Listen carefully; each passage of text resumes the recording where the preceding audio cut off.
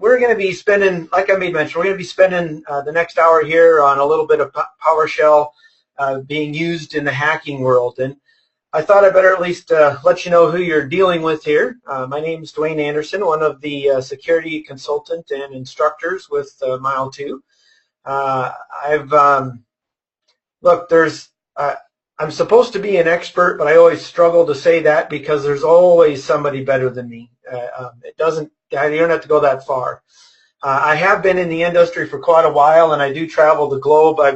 I've actually offered training and or consulting in 35 different countries around the globe, so I have quite a bit of global experience there. And I'm going to share a little bit about some of the experiences as we go through here, some of the things that I do see out there in the world. And I've worked with anything from large governments to banks to small businesses. So I've got a wide range of everything in between. Some are really, really good and fun, and others aren't so much good and fun. It just kind of depends upon. All right, so I do spend a lot of my time in virtualization and cloud. Now, why does that matter? Well, it doesn't matter a whole lot other than the fact that I just wanted you guys to know that a fair bit of my experience is going to be off of virtual machines, good, bad, or otherwise. So we're all good there. Okay. So what are we covering, and why does it matter? So first of all, we're going to take a few minutes and talk about what PowerShell is, and I mean just a few minutes. I am not going to bore you to death with a 2-hour discussion on what PowerShell is and what it can do for you. That's not what we're here to do. We're going to get you into the meat of it here fairly quickly. We're also going to talk about why we care. Why is this a big deal today, and what's actually happening out there in the industry from a not so good point and from a good point. I will tell you guys that I am a big believer in utilizing PowerShell in companies, especially when it comes to proper auditing. Talk about an easy way for continuous auditing to take effect. And I'll probably talk about that here towards the end when we talk about discuss a little bit of prevention here. We're going to make sure that you guys know what you need to do to make it work and how to go about utilizing it. And then we're going to walk through the different parts of pen testing and what we can actually do here, and what so what we can do here and what we can't do here. There's good and bad with this, and we'll walk through some of that. I'll show you how we've utilized it, how others have utilized it, and it does go way beyond. The intent of this webinar is to get you guys started. So we're not going to be going into scripts that are 175,000 lines long, which they could be, but it's not likely.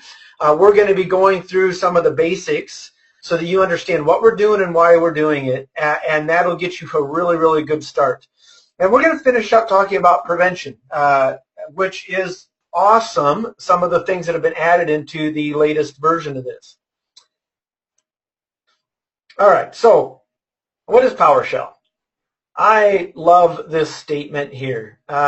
Good friend of mine out of the UK, Tom Howarth, is a big PowerShell guy, PowerCLI guy, and he coined the term, as far as I know, get PowerShell, get life. I will state that those that utilize PowerShell are often utilizing it in such a way that they lower the amount of time that it takes for them to actually perform and do work, which is, let's just say that's pretty cool, right? I have seen time and time again organizations that actually implement this and implement it right. You can have time to go golfing, you can have time to go fishing, well, whatever your hobby is, rather than spending 24/7 at the shop.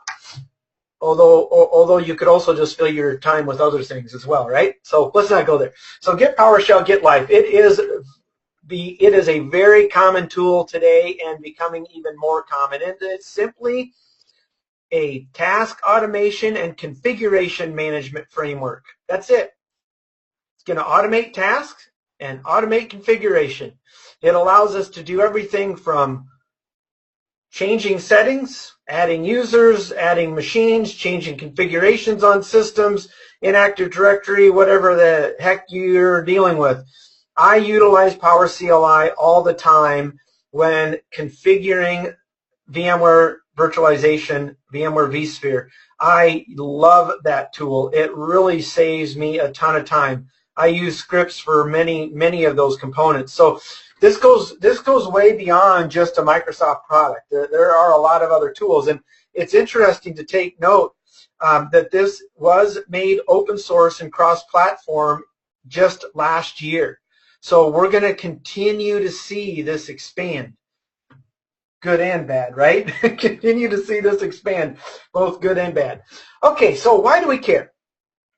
I could have went to a lot of different reports. I just decided to grab the Unified Threat Report from Carbon Black. There's a lot of good organizations out there. Carbon Black is one of many. And they had seen in last year, 2016, 38% of the incidents reported by their partners had utilized PowerShell.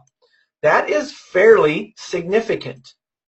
This is not 5%, 10%. We're talking 38% of the reported incidents, so who knows about the unreported, had made use of PowerShell. Very interesting. So during those investigations, 68% of the companies responding partners encountered PowerShell. Almost a third reported getting no security alerts before the investigation of incidents related to scripting language. Yes, that's a typo. I like to point out my typos. That's supposed to say language. It's all good. So the cool thing here, right?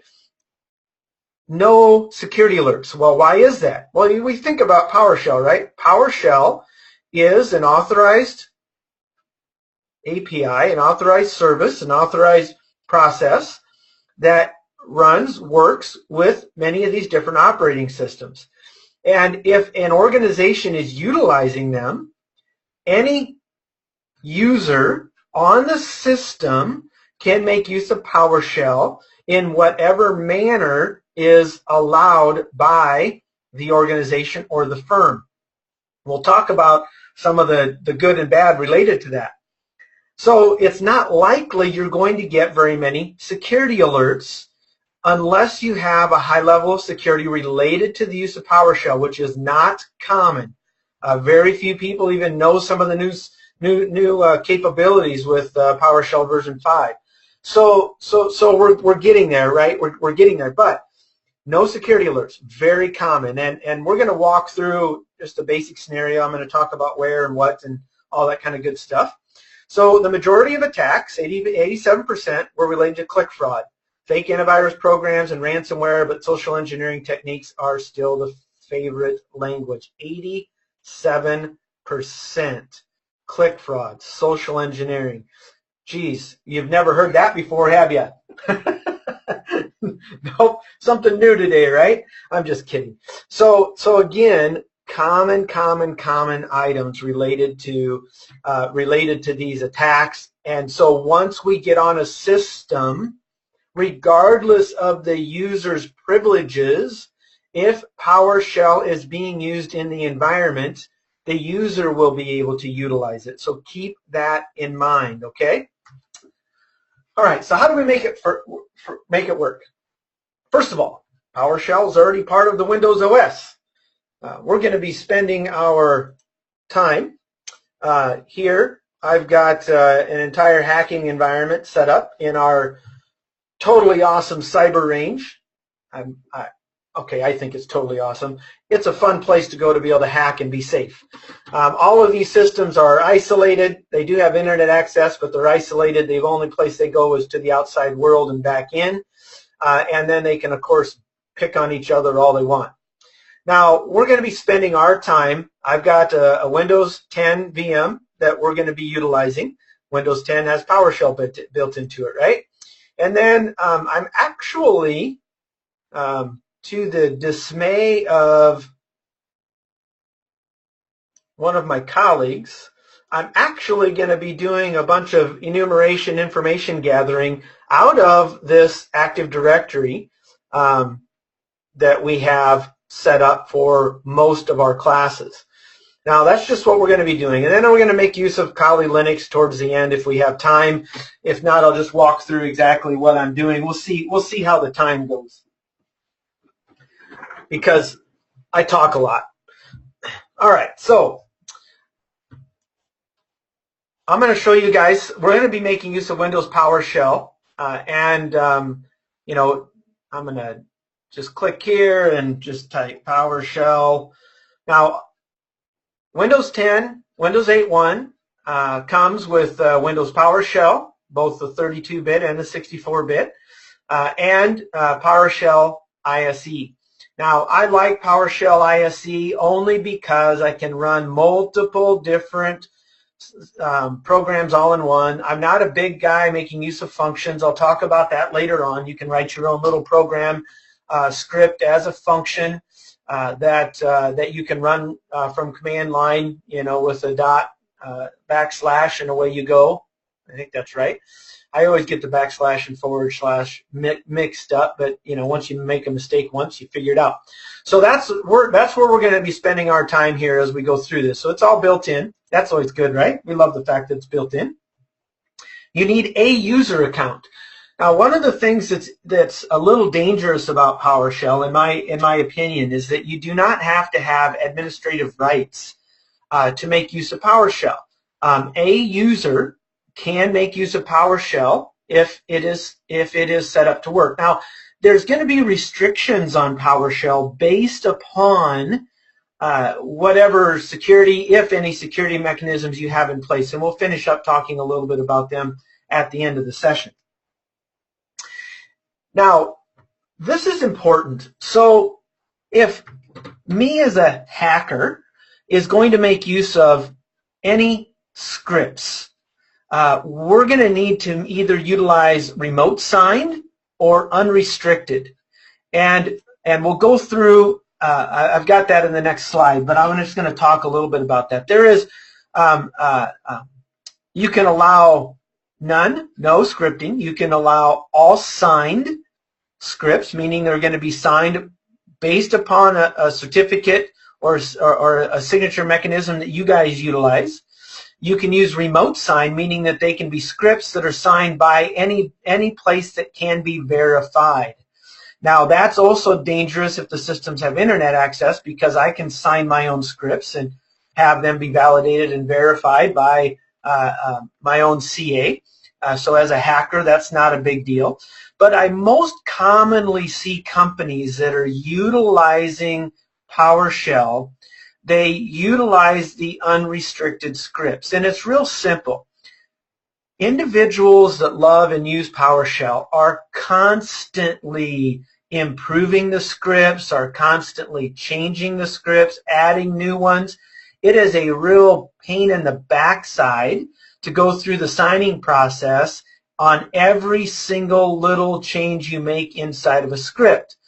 So I don't see it limited very often. I see it unrestricted more often than not. Now, I will tell you that in the banking industry, most banks, not all, but most banks do have them signed, especially when we're getting into specific areas. They will require them to be signed or on specific systems. Now, the thing is that some people might say, well, we're not going to allow unsigned scripts to run or unrestricted scripts to run against particular systems. So we're going to reduce that. And that is a benefit. That will help some, but that is not the common. That is not the norm because of the difficulty or the time it takes. It's not that it's really hard. It just takes time to go through that signature process. Now, an administrator does have to set that up. You have to have administrative rights in order to set it up for a remote signed or unrestricted. And that's normally done. We, as a hacker, we wouldn't have to worry about that anyways. That's already done and set up and part of the entire process or system. So it's all good.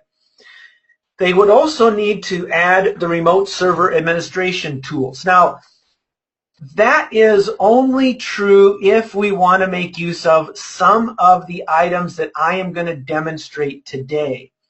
There are pre-built modules already installed, but many of them take administrative rights to run. What I am demoing for you guys today does not take administrative rights in order to get the information. We're actually going to be querying an Active Directory for a ton of different information to see what we can find within the environment. So you do have to add the remote server administration tools, which is quick and easy to download, and there's a quick link for you to go and grab that. And like I said, we are recording this, so we will make this available for you guys after and sometime later this week after we get everything set. So how do you use it? It's built into Windows, so I think it's fairly easy. You'll first be, so we're talking about us setting up a demo environment. If you're already hacking into some places, that's a different story. Okay, maybe I shouldn't use hacking, right? Because that would be illegal. Everything that we're doing today, you do have to have authorized rights to do so. Some of the first components are fine because it would be, if you're an admin, you're not doing anything illegal in these first components that we're going to walk through. Now, when we start putting a reverse shell on or something of that nature, well, that's a different story. So you log in as an admin, or you fire up PowerShell with administrative rights, and then you just simply type set execution policy unrestricted. Now, I've already done that. Not going to go through that again, but that's all you need to do. And that is fairly easy, simple, and, well, common, all right? Fairly common. Then we download and install the RSAT, and it's a simple download. You double click on it, installs. Now we're ready to go and we can move on. Now, normally these items are installed on a bunch of different systems out here. Now, I will also tell you that this scenario assumes one of two things. You have either social engineered your way onto a box already, and we'll walk through some of those components later on, or you have or you are an employee with general user rights on the inside, and you've got a grudge, so you're wanting to do some damage to the company, or maybe you're a salesman and you want access to certain data that you can't get access to before you leave, or maybe you were a victim of a client-side attack utilizing clickjacking of some type, right? So there's a lot of different options out there, but we are going to need, because you're not gonna run PowerShell from home to a system that you don't have access to. That's obviously not going to happen. So we're talking about inside of an organization first. You got to be inside the organization first. And then we need to understand some scripting variables, and we're going to go through some of them here in a moment. So we're going to walk through different parts of the pen testing here. So first of all, can we do information gathering? Well, yeah, but for what we're doing, it's an absolute waste of time. We don't need to mess with it, okay? We're just going to go right down to enumeration. We don't need to do scanning. We don't need to reach out and touch the system, because as a general user, you have rights to query Active Directory. And you can query Active Directory for a ton of information. That is what is really cool.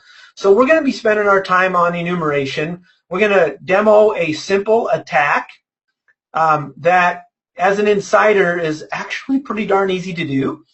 And we'll discuss leaving a backdoor. If I get to demoing it, we will. Otherwise, I'll at least explain it. And we'll clear some event logs for the fun of it and all that kind of good stuff, right? So, are we having fun yet? So we're going to go through and do some enumeration. Now, first thing we have to understand is get statements.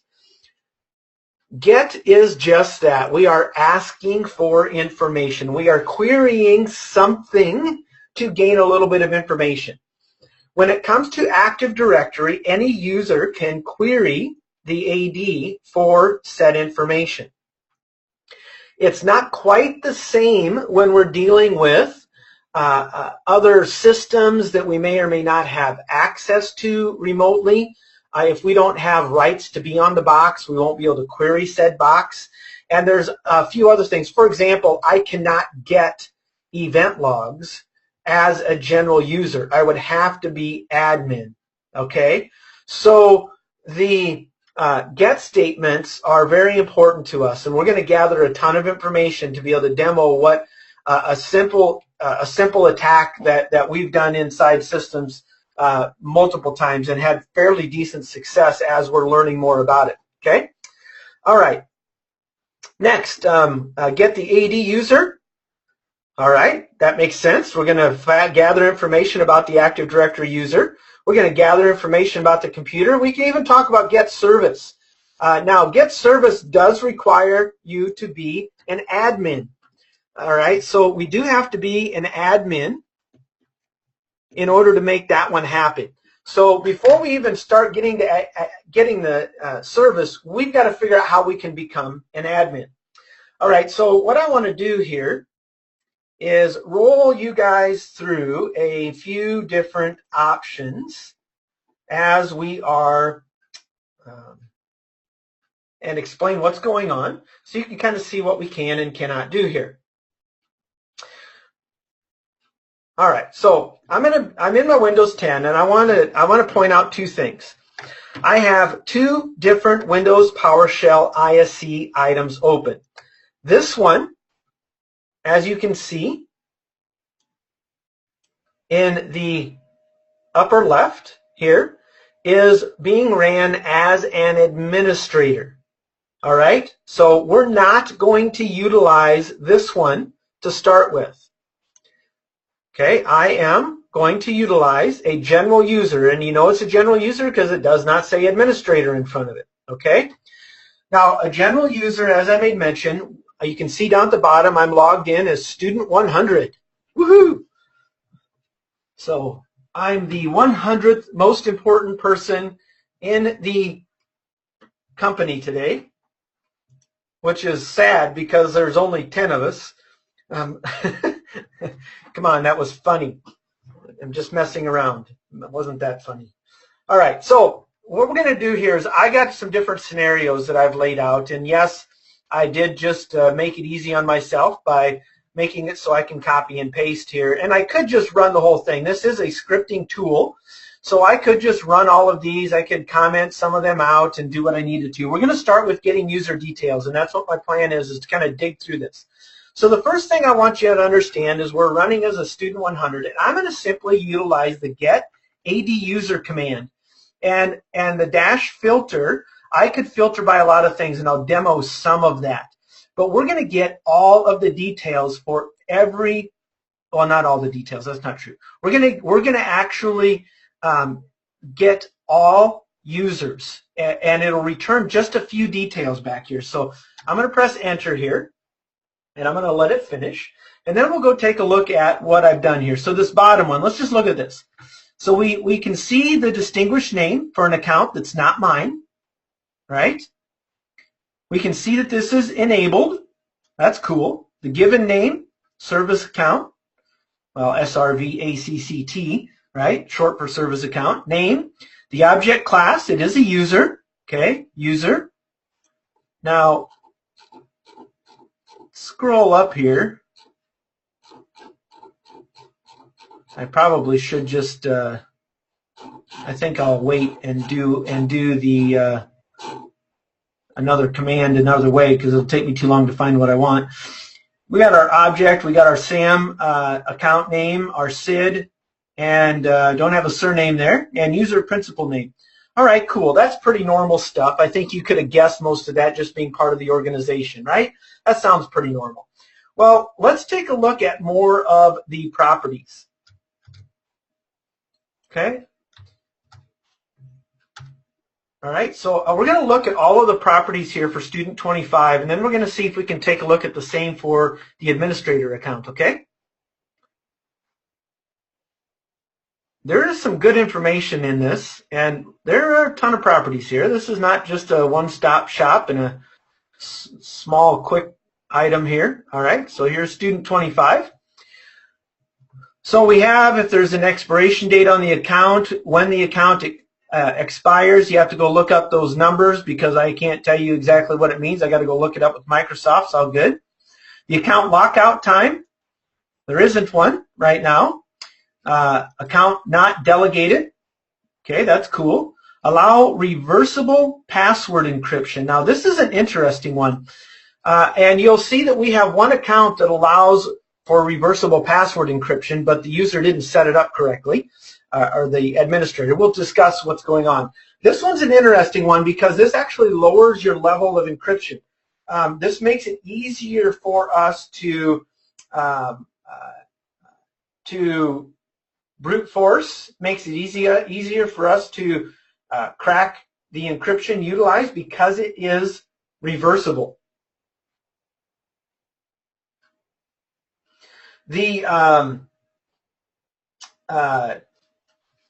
So we like to look for allow reversible password encryption just because it can make it easier. There's also a tool called RVdump that you can download and run that you can actually dump the reversible password encryption in clear text. It's an interesting tool. It's not. I'm not going to tell you it's the easiest thing to work, but it is kind of interesting. All right. So, what else do I want to talk about here? There's a couple of other items. If you have a bad password, bad login count, it'll record those here. Notice here that the user cannot change the password. Well, that's good news for us, right? We don't have to worry about that happening in the future. That's I always like looking for those things. What else might be interesting in here? Display name, all good. Does not require pre-authorization. Well, that's bad. They do require pre-authorization. That'd be kind of nice to know if there was an account that did not require pre-authorization. There's a couple of other items I was going to point out here if I get down to them. Whether or not they're locked out. Oh, that's good. They're not locked out.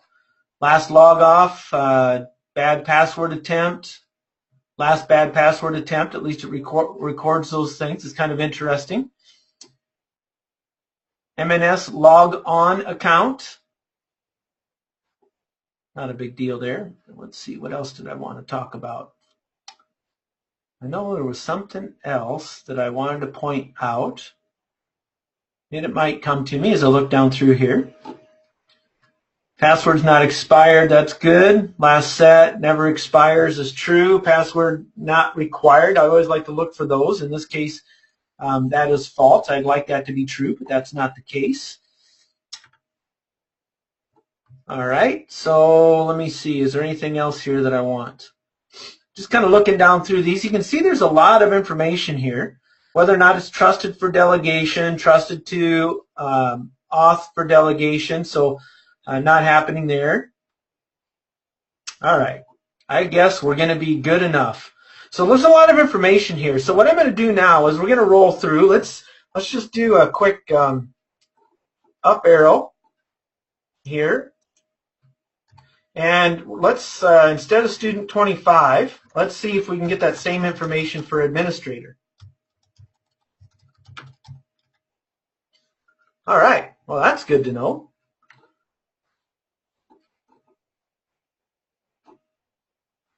User certificate, well, that might be useful.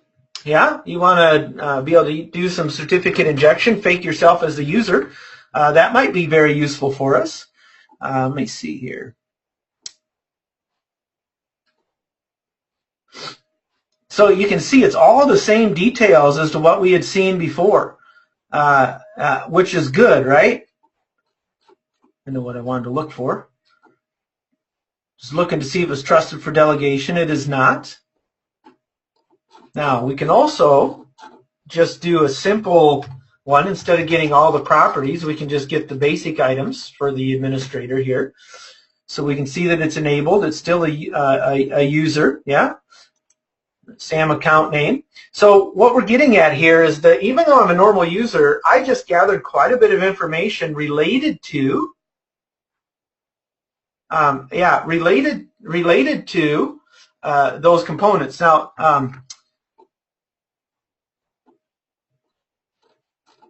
yeah, that's a good example as well.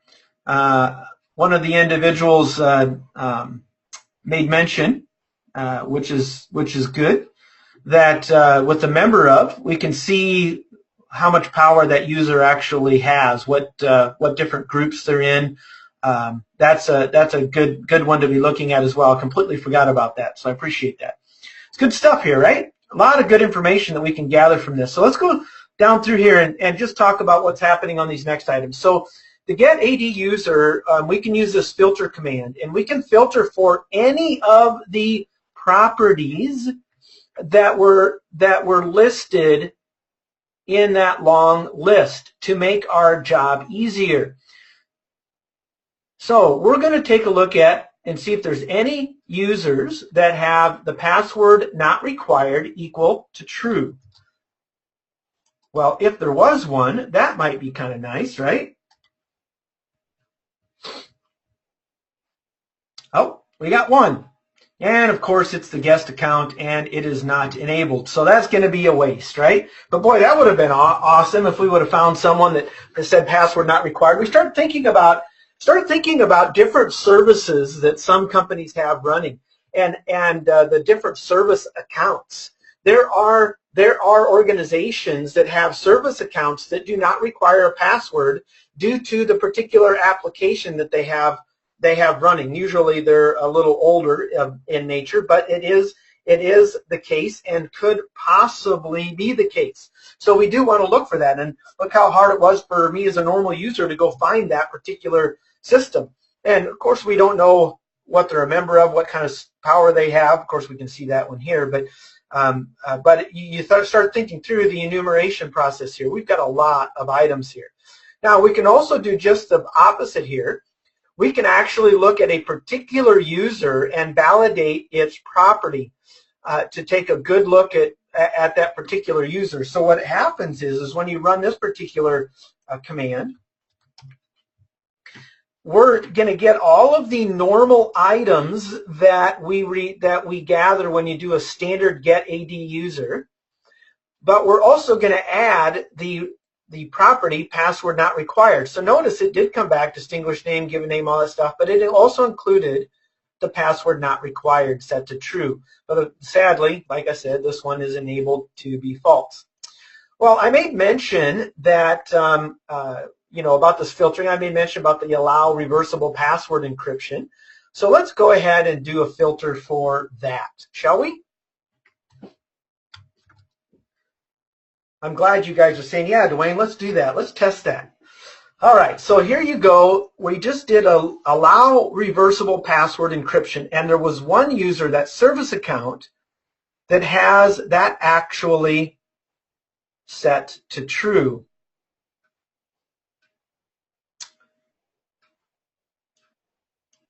Now, that's interesting.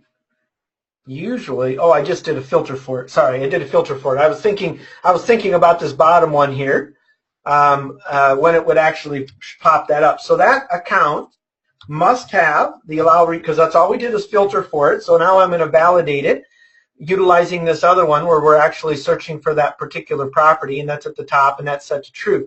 So that's interesting, which means that this could be weaker authentication. Now, in order to verify or validate that, let's go see what the domain password policy is, and then I'll explain some of the various components here related to it. I'm just going to do a quick get domain password policy. Now, I want you to keep in mind that if there was more than one domain, we can connect to and provide specific domains in here.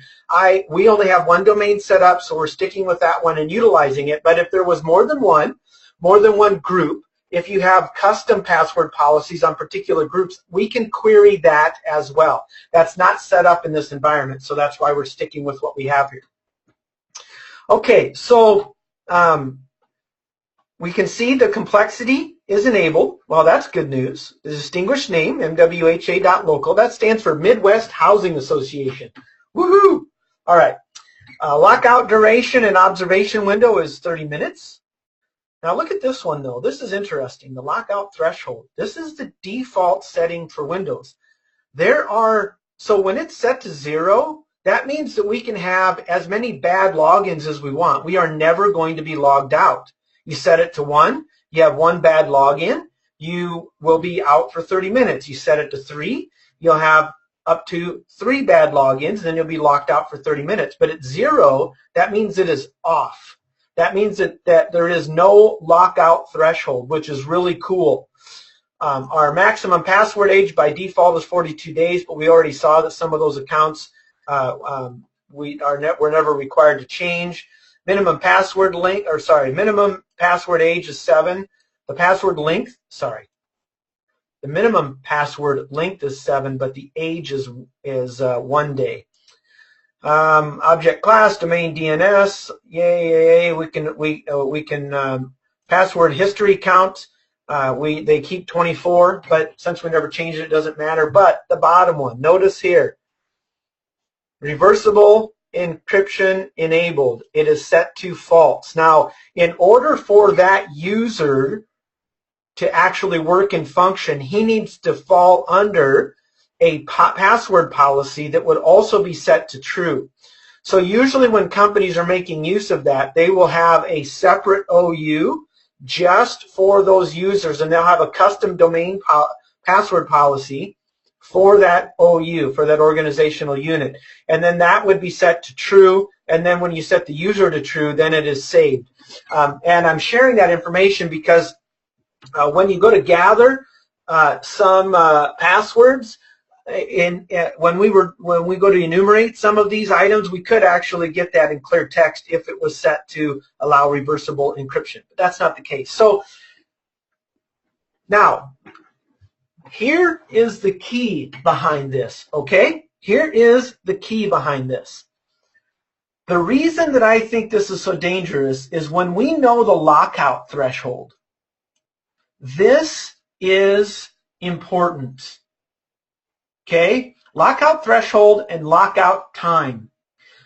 I want you to stop for a minute and we're going to walk through. I'm going to go to get some OS details, and we're going to walk through doing some dictionary attacks. But I want you to keep in mind, even if you had this set to 3, I am going to try 2 passwords, and I'm going to put a wait in my script, and I'm going to wait for 30 minutes. I'm going to try 2 more passwords. I'm going to wait for 30 minutes. I'm going to try 2 more. You see what I'm getting at? Regardless of what this is set at, we can run a script for a long time and try to guess the password. We know the password minimum password length, and if we have any idea about the organization and its people, the bigger the company, the more likely you're going to find some passwords, right? Just use the top 100 passwords. You will find somebody utilizing them. I can almost guarantee it. We do every time. So it's just kind of an interesting thought process behind what is happening out there and what can be done. So we're just going to walk through some of that. All right, so we've talked about getting the user details. Let's go take a look at the operating system. Now, in the operating system, they have get AD computer. And yes, we are communicating with the AD because some of the items that we would want to do specifically to a system does require administrative rights. So we're not going to go there. So let's take a look at get AD computer with our filter asterisk, just like we had done before. So there's a ton of computers in here. We'll just look at this bottom one because it's easy. All right, so we got the distinguished name. It is enabled. The host name. It is a computer. Nothing special there. Let's go see what else we can find out. So let's take any of these systems. I don't know what system I want. Let's do VRA-1, shall we?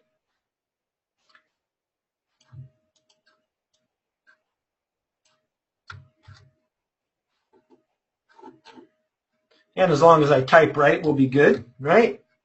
Let's come over here and let's VRA-1. Remember, this is Windows, so it is not case sensitive. If we were working in Linux, it would be. So let's see what we find. So here's VRA-1, and this is all the information that is actually in the Active Directory. All right, so I'll scroll down here. There's a couple of things talking about enumeration yeah. All right, so cannot change password. Oh, that's good. We can change our password, our common name. Here's our, I can never say it. Anyways, that name, I don't know why I struggle to say that. Sometimes I can get it spit out and other times I can't. It's all good. Our distinguished name, it's all good. Well, look at this. We got an IP address. Hey, that's cool. So here's our IPv4 address. If we were making use of IPv6, that would be listed there as well. Obviously, we're not. Last login. Cool. Lockout, login. Object category. So here is our operating system. So this is a SLES operating system. This happens to be VRA-1. This happens to actually be a vCloud or a vRealize implementation. They're running on a SLES OS. The service pack is unknown. The operating system version is 11, so that's good to know. Primary group ID. Lots of good information here, don't you agree? We've got quite a bit of information. Now, let's just talk about hack-in systems here and what we're going to want to look for.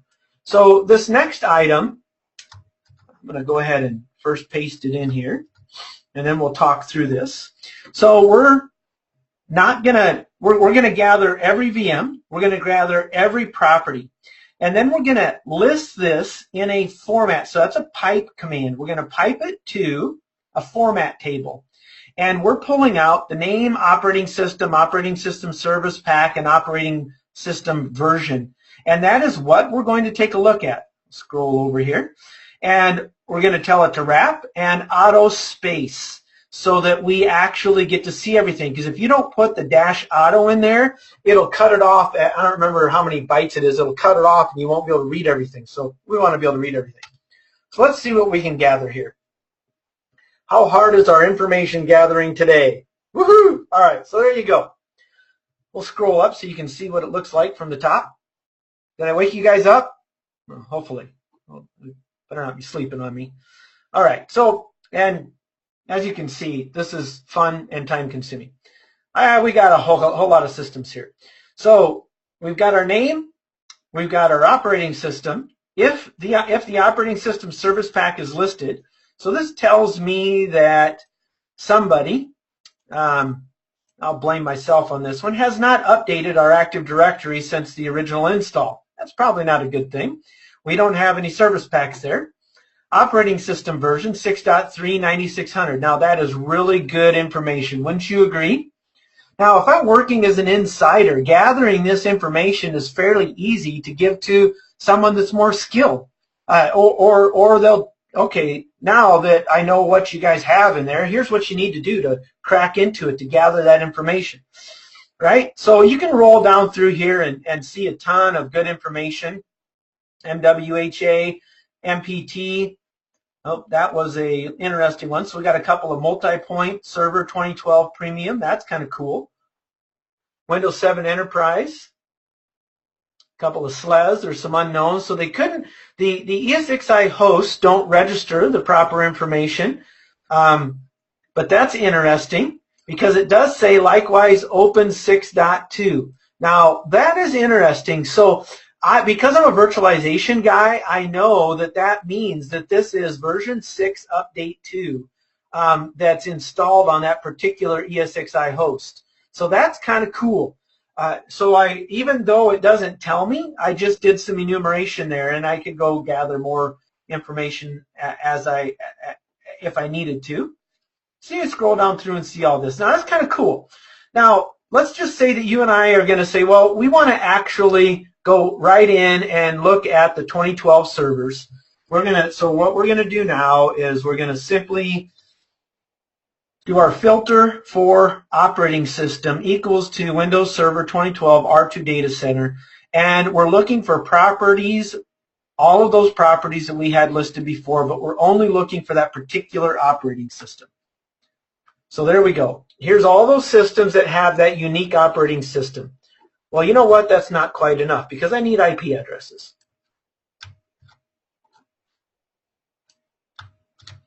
So let's just run another command. Here we go. Now is all the VMs, boom, away you go. Now, we can easily pipe this out. You can easily pipe this out to a file, right? So we could pipe this out to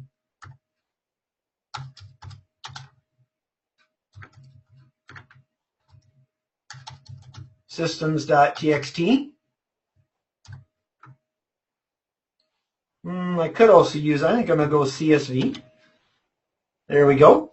And you'll see here that I got to go back to this one. Now I've got a systems.csv file. Now I don't have Excel or any other type of spreadsheet installed here, but I could open in Word, and away we go. So you can see we can pipe that stuff out pretty easily as well. All right. So we got all of our operating systems. We kind of know where we want to go, but we're just a general user, and we need an administrator account now. And we can't run our get service command. We can't clear our logs because we don't have admin rights. So we're going to walk through a common method that's utilized for guessing passwords. Yeah, you got to love that, right? Okay, so I'm a general user. Keep that in mind. We have gathered all of this information from AD as a general user. Now I do have a password file here that's just got 4 passwords in it. We could make this huge. Look, I don't want to spend hours going through this. You don't either. We can demonstrate what we're trying to do here. Okay, so what we're going to do is I've created a script. Now the first thing I want to do is make sure that my users file is deleted. I'm going to delete this users file here, okay? All right, we'll come back to it, I promise. We're going to get the AD user, just like we had done before, -filter, asterisk, and we're going to select the name, and that's it. And we're going to pipe that into a user's text file. Now, I could do all this together, but I'll explain why I'm doing that here. Part of the reasons why I'm doing that is because I didn't want to write a script that would remove the first 3 lines. I don't want to see the errors related to this. So I'm going to delete those. And now I have just the usernames and the entire list of those usernames that are in our AD. So we'll save that. Away we go. Okay. Now we're going to come back here to our script. So I am defining the domain because we did already gather that information. So this first part is defining the domain. And next we're going to do a simple for each statement. So when you do need to at least get somewhat familiar with PowerShell. I am by no means some crazy expert. I go to others to help with this. I will tell you that if I can figure this stuff out, you can figure it out. It is not that hard to do. And what's happening is it's going to read the users.txt file. So the /users.txt. Now, I did not have to put a folder in it because I am already in the users student 100 directory. And in that directory contains my users text file, right? So we're going to look at that content. So it's going to look at every single item, and for every user, $user, in get contact, in that file, we are going to do the rest. So if there's 2 users, it's going to do this on 2 of them. If there's 100, it's going to do it on 100. If there are 2,544, it's going to perform it on 2,544. And next we are changing the user account. We're going to provide the variable $UN. What we're doing is we're making sure there is no spaces in the username. Remember, if it pulled in a space, made them, which I'm sure it did, if it pulled in a space after any of those names, that would error out when we go to do our password guessing, right? Our dictionary attack. So what we're doing is we're making sure that username has no spaces in it. So we're replacing the space with nothing. So we're just removing the space in the username, which we need to do. And then we're just going to print out on our screen that username so we can see who we're attacking. And then we're doing another for each statement. And you got to make sure you have these brackets before and after. And before and after, they got to be in there, otherwise it's not going to work very well.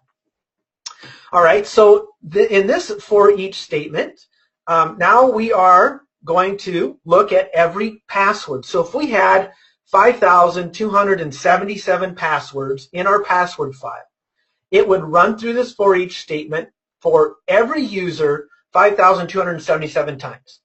And fortunately, there's no lockout on the users. So we don't even have to worry about time. We don't have to put a wait statement in here.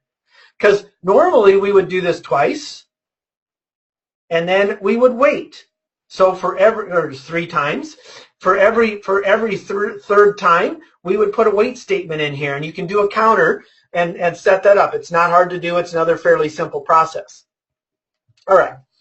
Now, this next items here, you would end up having, like me, I'm not an avid PowerShell user. I had to go look these items up in order to, when we first started doing this, I didn't know what any of this stuff was. I had to go look it up. So I'm doing the exact same thing with the password, making sure there's no spaces in there on every single one of them. And then we are defining the system directory service account management context type as domain. We're going to be utilizing the domain for our account management context type. And then we're creating a new object within our Active Directory under account management, and we're utilizing a principal context format. Now, I'm not going to sit here and try to tell you all of the details, what's actually happening here. In the end, we're attempting to create a new object within our AD. Now, we're not going to actually finalize the creation of that, because before we actually finish the creation of the principal context, we're validating the passwords, but then we never actually create the new object. However, this is going to have a ton of logging if set up correctly. So I'm going to show you a secondary method utilizing some executables that are built into PowerShell that do not log near as many details and are easier to bypass loggers. All right, so hide yourself. And so now we're going to utilize, so we're creating a new object, create based upon $CT, so it's domain context type account management. And we're defining the domain, which is the MWHA. We have to have that as well. And then if and only if this equals true, so you're going to run the $PC yada yada yada, and which is going to be either a true or false. So the username and password is either going to be valid or it's not. And what I've done is I've created a simple if statement. If it's true, tell me it's true. Otherwise, don't do anything. That's all that I'm doing here, all right? So you got all that, right? Let's see what happens. And of course, we know what we're doing because we have it in our account, but just to show you here. So, woohoo, we're testing every single account with all of the passwords in our password file, and only those accounts that have the password, that we have the correct password, does it respond. So now we know all of the different accounts and the user accounts and passwords. And one of the ones that's interesting is this one here, the administrator account. We now know the admin account. Woohoo! Yes, this is a it's a pen testing environment, so of course it's an easy password. All I'm getting at is that if you know your people well enough, you can build a good dictionary file. There's a lot of good dictionary files out there. When you run this in an environment, it is very likely you're going to find some account passwords. Not all. Of course, you're not going to find all. You'll find some. The larger the environment, the more passwords you'll find. It's really interesting how positive this can work. And I just did all of this as a normal user. Now, isn't that cool? Woohoo! Now, and if you're not logging or monitoring everything that's going on within PowerShell, monitoring for that, you're not going to even know this is happening. All right, now another script for guessing passwords is utilizing the DS query, a domain services query executable that is built into PowerShell, built into the operating system, comes with the RSAT commands.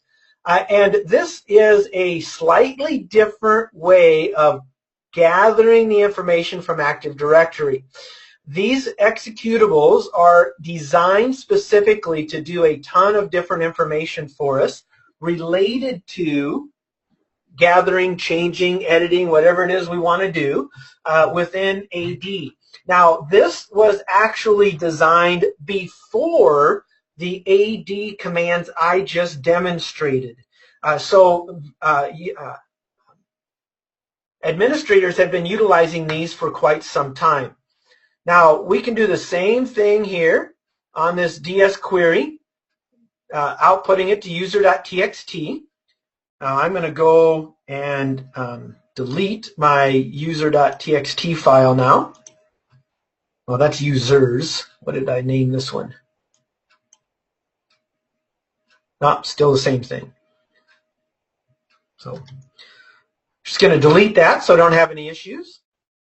All right, and then again, another for each statement, and we're getting that content. So the exact same thing we did before, except now we're actually going to be utilizing the ds-get command. The ds-get command is slightly different. So when, let's just do let's do a quick ds-get, and we'll just do user, administrator. Okay.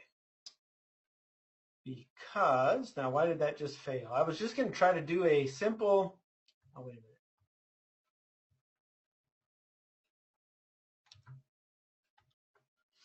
Still. Well, I don't have something quite right here. Don't you hate when that happens? Oh, I know. Need to tell it what I'm actually, did I type administrator right? Still don't have something right. Well, maybe I'll just run the command and make it show you. I went through all of this before and now my mind went blank on me. So typical components. That's the script run. Did all of this ahead of time, one item at a time, and of course I'm going to have issues. The DS query is querying for the users on the local domain. And then we're going to utilize the ds-get command for a specific user, gathering the SAM ID. I know what I'm doing. So DS query.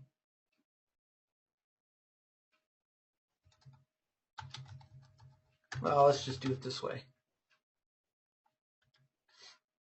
So here is with the DS query, the command, that you're going to get all of these lengthy FQDNs. So this is what I've done wrong. I forgot about that.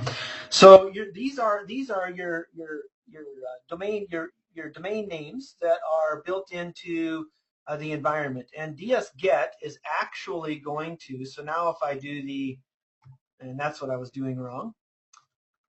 It doesn't. You have to have that name in order to make it work. Okay. So now with the ds-get command, we're going to be able to see the SAM ID, and this has 3 entries. Now, the reason I wanted to show you this, and I forgot to run the DS query first, I apologize. So the reason I wanted to show you this is so that I could explain what was happening here. Now that we have the SAM ID actually produces 3 different results. And this is SAM ID is the first one, and that is 0. The actual name is 1, and the DS get succeeded is 2. So when we look at assigning a particular variable, we want only the username, student49. So we do not want 0 or 3, we just want number 1. And just like we did before, we're going to replace the spaces with a null.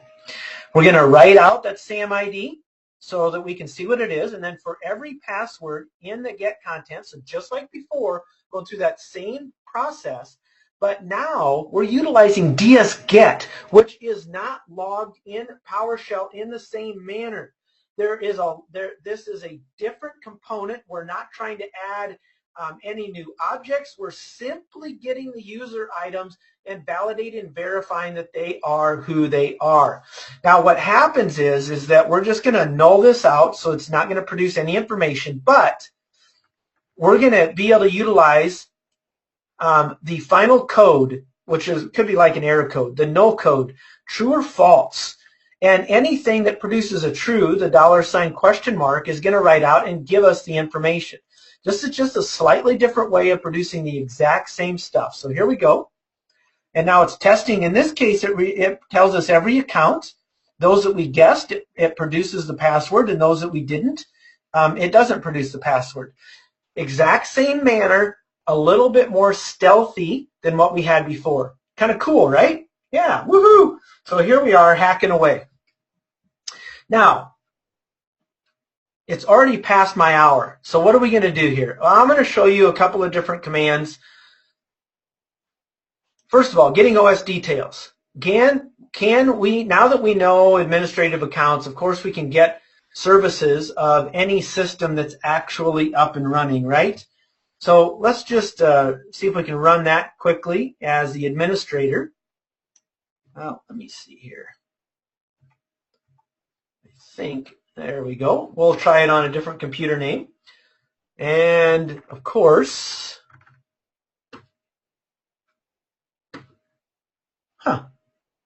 well, that's interesting.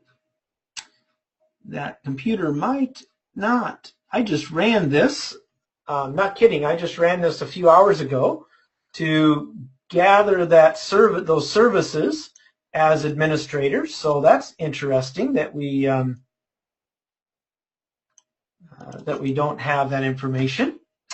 Huh.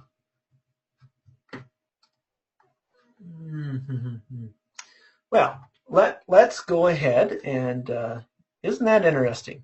So maybe I need to open this again as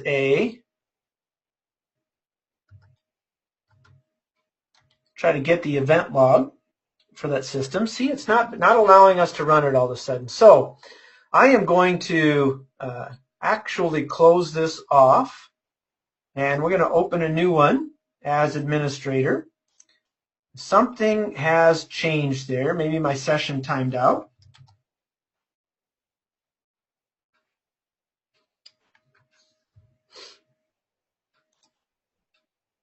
So we'll go ahead and do that, because remember, we do know the administrative username and password.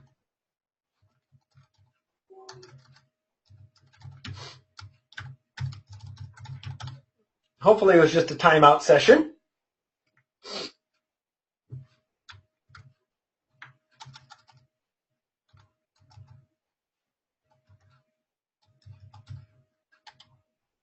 There we go. It was just a timeout issue. All right, so here we can see all of the services that are running on this particular system. I just wanted to show you that now that we have that, boom, we can get that information. We're querying directly that particular VM. And we can also, I'll come back over to my normal session here and go to the event logs. Let's go ahead and see about getting event logs. And this is on an RDP session, a multi-point server. We're just going to gather that information quickly.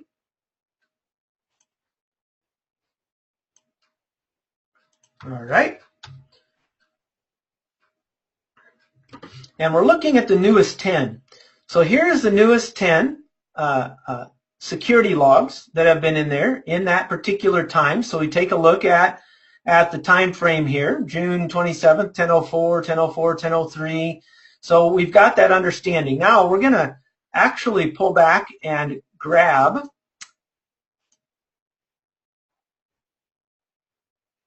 we're going to clear now these event logs and see what happens, shall we? Hiding our tracks. Gotta love that, right? All right, so it says that it finished because there was no errors. So let's see about getting those. Wow, look at that, 10:06 instead of 10:04. So you start seeing, okay, those quite interesting. Now we only have, and if an account was logged off, logged in. So we can see that things have changed a little bit here, and the only logs on there are the latest, newest logs related to what we had just performed here. So, and we could go back and mess around with that. All I'm saying is that this allows us to do it because we're administrators. We had to get to an administrative session. Now, I don't have time to show you everything here, but I do want to walk through setting up a persistent backdoor. So enumeration, not a problem. We're doing all kinds of fun getting usernames and passwords without getting caught. Now, leaving a backdoor, built into Kali is a little known set of tools called PowerSploit. And what PowerSploit allows us to do, now we do have to have access to a system. And here's what I want you guys to be thinking about. So when we find user accounts associated with particular systems that have RDP enabled on them, now we can RDP to that system. Usually that's a concern. We RDP to that system, and now once on that system, we can set up a permanent or persistent backdoor via PowerShell. Now, what we're trying to do here is leverage an unauthorized user of PowerShell to inject in memory a backdoor attempting to bypass antivirus. Now, I'm going to show you guys the PowerSploit. PowerSploit is available in GitHub from PowerShell Mafia.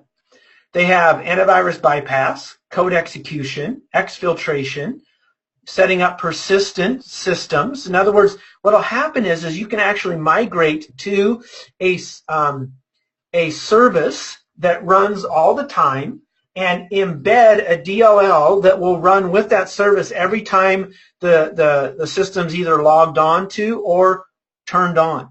So we get that particular component. Sometimes we can escalate our privileges there as well, and there's some additional reconnaissance that can be done. This is a really nice tool, and maybe in my next session, well, we do this actually in our class. So I was going to say maybe in the next session, but I'm planning on doing something else for the next session. But it's some good stuff here, and it's not hard to do. You use MSF Venom from Metasploit to create your package, upload it, download anything you need in memory. So we're running in memory, which can bypass antivirus. And we actually do antivirus bypass in our course, but I think in our next session, next month, we'll actually be doing an antivirus bypass session. So that's what we're going to try to do in our next session. We don't have the date or time yet. I'll get to that in a moment. Just be thinking, antivirus bypass is what's coming up. All right, so PowerShell Mafia with PowerSploit, some good stuff. All right, so how do we did the covering tracks here. Prevention. Sign all your scripts with X509 certificates and set the execution policy to all signed. That will prevent most of this from happening. They would have to be able to sign with your same certificates in order to run. That's going to be much more difficult to do. Only have the remote administration tools on your Bastion host. Only set it up on the systems that need it, period. Now, PowerShell version 5 has the ability to do script block logging. We can have system-wide transcripts. Any PowerShell scripts, single codes that's ran will those transcripts will be logged, every single one of them. So everything I did, even though I was an authorized user, would be logged so we can easily track down what the heck was going on. That's good. Now, they've also got something new where we can actually make use of AppLocker to constrain the PowerShell usage. Now, this goes in even greater detail than utilizing signed scripts. That is a fairly new system as well, which is quite good. So here you go. Those of you that stayed on to the bitter end. Our next webinar, we're gonna be doing doing antivirus bypass. Be on the lookout because we do not have a date yet for that, but be on the lookout. So antivirus bypass, probably utilizing Metasploit, and maybe I might even throw in here PowerSploit for that as well. Now, for those of you in the next webinar that stay to the end, will be in the running for a free seat to any of our online classes. Whether it's a pen testing class, a cloud security class, a virtualization security class, information security class, whatever it is you desire, that's the way it's going to be. So share with your friends, or maybe you don't share with your friends. Maybe, don't share with anybody to keep your numbers down. Or you tell your friends about it and tell them if they win, they have to give it to you because you shared the information with them. All right, so we do have some upcoming CPTE classes as well. Lots of good information out here. And for those of you that might be interested, you can go to the Mile2 website for our pen testing engineer outline. Lots of good information here, what we do, what we don't do. Our public schedules, so these are the classes you'd be in the running for. Online classes you'd be in the running for if you attend that next webinar. And so you just go to mile2.com/schedule and away you go here. And be on the lookout, the mile2.com/schedule/events. This is where you will find out about our next webinar. We will post that probably with sometime in the next week related to when the next webinar is going to be, and that's going to be on bypassing antivirus. So be aware of that. That's where you go to view that, mile2.com/schedule/events. And if you're already on our email list, you'll receive that information as well. Remember, in the hands-on classes, we endeavor to spend a lot of time with hands-on. You can't get good with penetration testing with security without doing the hands-on. I just went and showed you all of these little links here. So there they are for you guys. I want to say thank you for your time today. I appreciated it. This is recorded, so everything that we've done will be available via our website and or YouTube at a later time so that you can go through, practice, spend time, get good at enumeration with PowerShell as a general user. See how many of your, if you're an administrator, see how many passwords you can guess with this particular system. Good stuff, right? All right.